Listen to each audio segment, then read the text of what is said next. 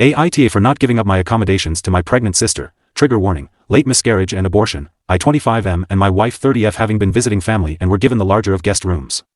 My family had a lot of people staying but we had been planning to stay with them for over 6 months.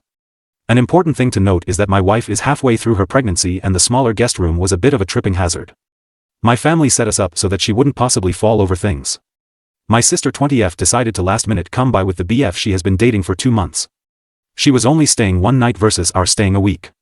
The moment my sister saw that we had the bigger room she flipped shit. She demanded she got to stay in her old room since it used to be hers years ago. She wanted the room for her and her BF. My wife was already asleep, it's been a rough pregnancy for her, so I told my sister there was no way in hell I was going to wake my sleeping, pregnant wife, just so my sister could have a big room for one night. Later on, the same sister announced that she was less than a month pregnant, tested that morning, and went on about how we were favoring one pregnant woman over another. She also said she wasn't even allowed to announce it because it would steal my wife's thunder. She then again tried to demand the big room. The beds are the same size and type in both rooms. Just the smaller room only has walking space on one side and our luggage would have covered the walking space, hence the bigger room. No one said she couldn't announce it. It wasn't like our visit was to announce our pregnancy either, it was just a yearly visit we do since we live on the other side of the world essentially. Wife is very shy so even our wedding was tiny since she hates being at the center of attention. Well, she is still only 20. I had mentioned we could stay at a hotel.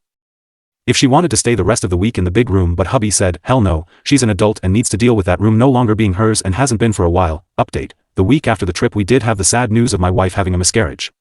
When I called my family to let them know, the mentioned sister replied with, well, how does that help me? I'm still pregnant. She then went on to get proposed to by her BF and she said no. Imagine her shock when he then broke up with her and offered to pay for half an abortion. Of course she wanted an abortion but was angry that her BF left her. So she waited. And waited. And waited until she was too far along to get an abortion in her state, then she cried to her mom to come pay for it and take her to another state for it. Afterward we got a call from mom who was furious. Not because of losing 2 grandchildren in one summer, oh no, not that. But because her daughter had told the nurses the following at the appointment: she had a new sexual partner every 6 weeks for the last 1.5 years, was not using any protection with any of them, was not on birth control, didn't know which guy knocked her up, was refusing any free birth control, and had spent the money she was given for the abortion on a new tattoo. So mom had to pay for the trip, procedure. And afterward was told to just leave already, I'm fine. I don't even know why you came here. Even though my sister had called her in tears begging for her mom to come help her. For those wondering about the lack of birth control or condoms, sister said it's a religious decision. Same religion that goes against tattoos. She has 7 premarital sex, over 10 partners in a year, and a lot of other things she does. We also got warned by mom to not let her come stay with us when she gets kicked out of her apartment eventually.